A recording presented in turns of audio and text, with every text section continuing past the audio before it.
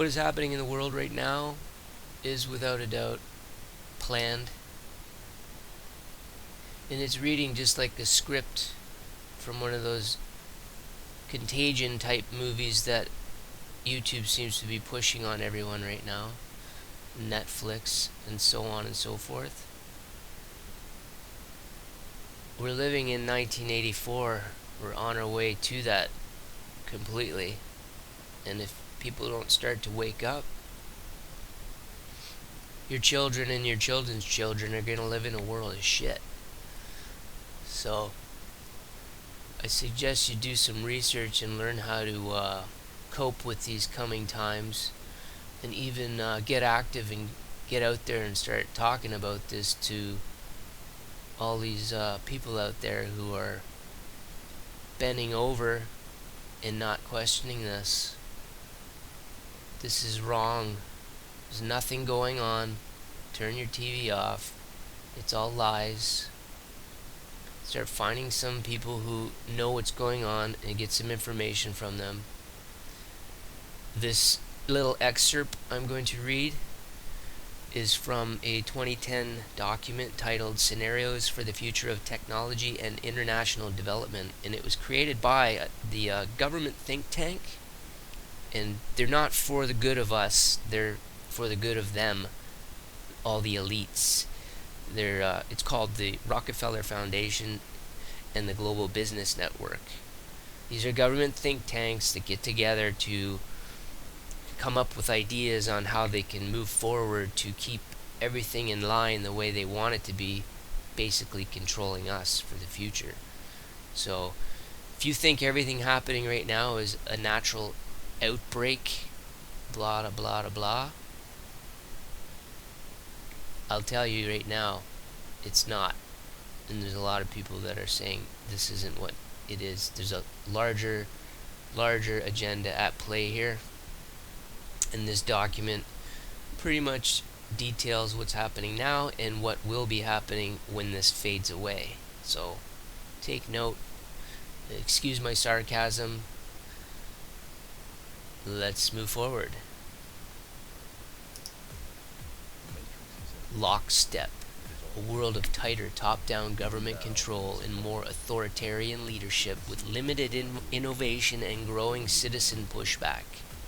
In 2012, the pandemic that the world had been anticipating for years finally hit. Unlike 2009's H1N1, this new influenza strain originating from wild geese was extremely virulent and deadly. Even the most pandemic-prepared nations were quickly overwhelmed when the virus streaked around the world, infecting nearly 20% of the global population and killing 8 million in just 7 months. The majority of them healthy young adults. The pandemic also had a deadly effect on economies. International mobility of both people and goods screeched to a halt, debilitating industries like tourism and breaking global supply chains. Even locally, normally bustling shops and office buildings sat empty for months, devoid of both employees and customers. The pandemic blanketed the planet. Though disproportionate numbers died in Africa, Southeast Asia, and Central America, where the virus spread like wildfire in the absence of official containment protocols.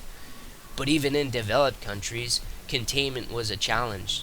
The United States' initial policy of strongly discouraging citizens from flying proved deadly in its leniency, accelerating the spread of the virus not just within the U.S., but across borders.